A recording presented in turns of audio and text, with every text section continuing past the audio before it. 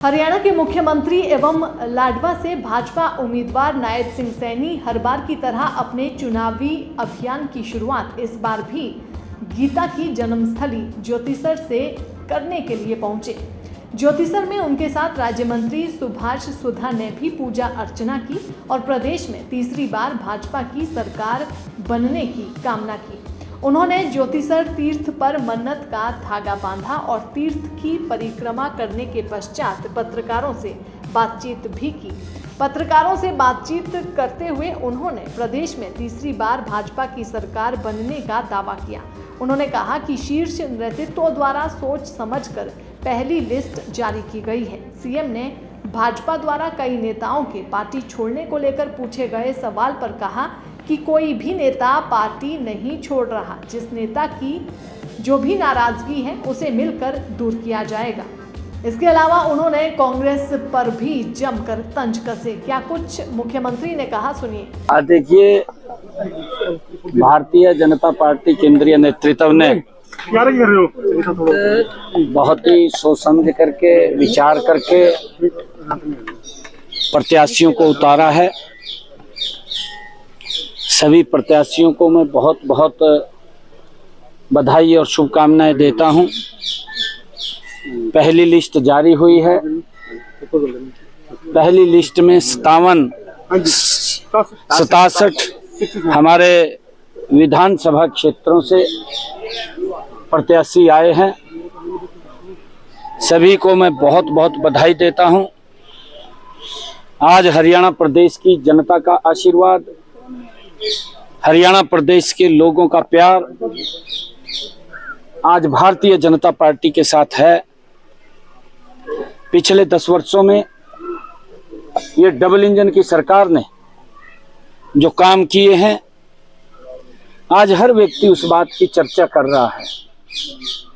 आज हर व्यक्ति ये चाहता है कि मोदी जी तीसरी बार देश के प्रधानमंत्री, मजबूत प्रधानमंत्री बने हैं। उनके दिशा निर्देश में हरियाणा में तीसरी बार सरकार लोगों ने मन बना लिया है कि हम बनाएंगे और हरियाणा भी विकास की और नई ऊंचाइयों को छुए। आदरणीय नरेंद्र मोदी जी के नेतृत्व में आदरणीय प्रधानमंत्री जी का जो संकल्प है, उन्होंने जो कहा है कि 2047 तक ये भारत, ये दुनिया का सिरमौर बनेगा, ये विकसित राष्ट्र बनेगा और उस विकसित राष्ट्र में हमारे हरियाणा के लोग उनके साथ कंधे से कंधा मिला करके बहुत बड़े मैंडेट के साथ तीसरी बार हरियाणा प्रदेश के अंदर सरकार बना रहे हैं। और मेरा लोगों से भी अपील है, ये लोकतंत्र का पर्व है। इस लोकतंत्र के पर्व में हम ज्यादा संख्या के अंदर हम ये सुनिश्चित करें, वोट अवश्य इस लोकतंत्र के पर्व में हम पोल करें। इसकी खूबसूरती, लोकतंत्र की इसकी मजबूती, जब हम इस लोकतंत्र के महापर्व में हिस्सा लेंगे। हमारे आदरणीय चुनाव आयोग ने उसकी व्यवस्था ठीक की है और प्रशासन, चुनाव आयोग चुस्त दुरुस्त तरीके से हरियाणा प्रदेश के अंदर उन्होंने चुनाव के लिए योजना, रणनीति बनाई।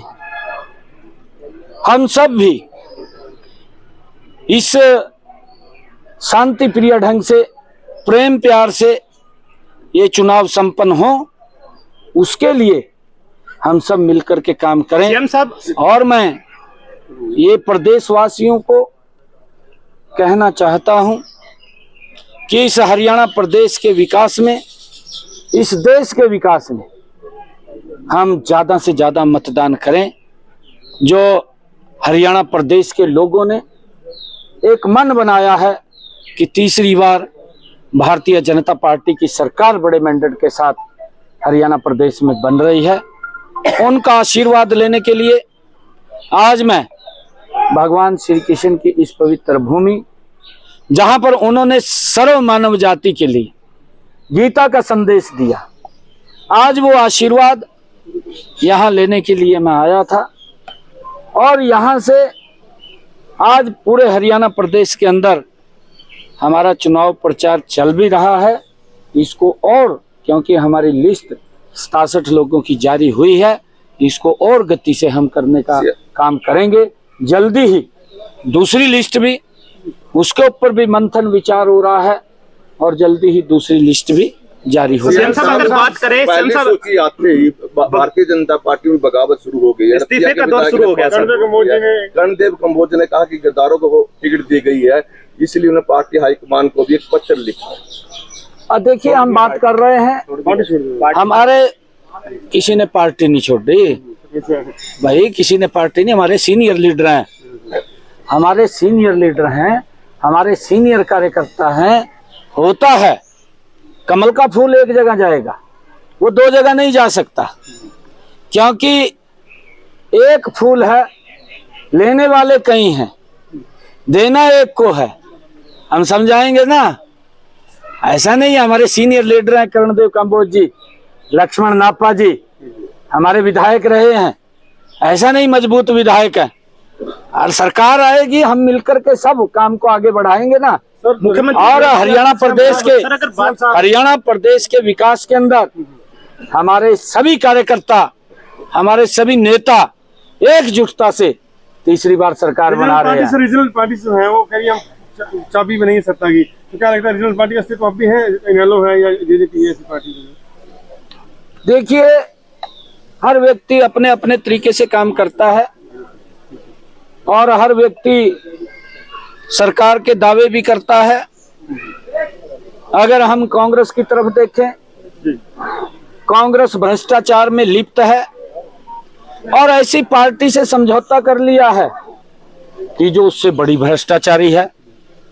इन दोनों अगर भ्रष्टाचार मिल जाते हैं तो प्रदेश का भला कैसे होगा? प्रदेश का भला नहीं हो सकता। इस भ्रष्टाचारों के टोले के अंदर ये अपना तो भला कर सकते हैं, परंतु प्रदेश का भला नहीं कर सकते। इसका उदाहरण भी है।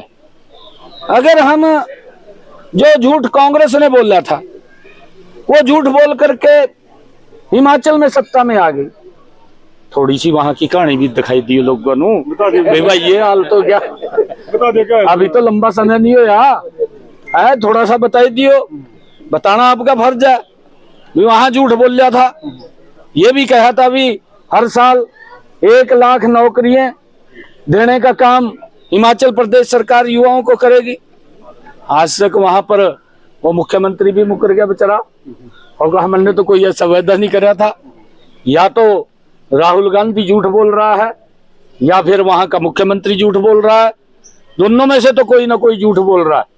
परंतु हरियाणा प्रदेश के लोगों से मैं ये कहना चाहता हूं, किसी के सजबाग में आने की जरूरत नहीं है। आप लोगों के आशीर्वाद से भारतीय जनता पार्टी मजबूती से हर व्यक्ति की अपेक्षा को पूरी करते हुए हरियाणा प्रदेश को मजबूत करने का काम ये हमारी सरकार करेगी। आज मुझे हरियाणा प्रदेश के लोगों का बड़ा आशीर्वाद सहयोग मिल रहा है और हरियाणा प्रदेश के लोगों ने तय कर दिया है, तीसरी बार भारतीय जनता पार्टी की सरकार बहुत बड़े सीटों के साथ जीत करके हम तीसरी बार सरकार बना रहे हैं। कांग्रेस ज्वाइन करी है, टिकट भी मांग रही है। पहले कहा जाता विरोध करेंगे, कांग्रेस का प्लान था, मुझे लगता है जो पहलवानों के नाम पे राजनीति करेगी कांग्रेस या नहीं। बिल्कुल ये आपने सही बात कही है। कांग्रेस पार्टी किसी को नहीं बख्शती, हर नाम के ऊपर राजनीति करती है।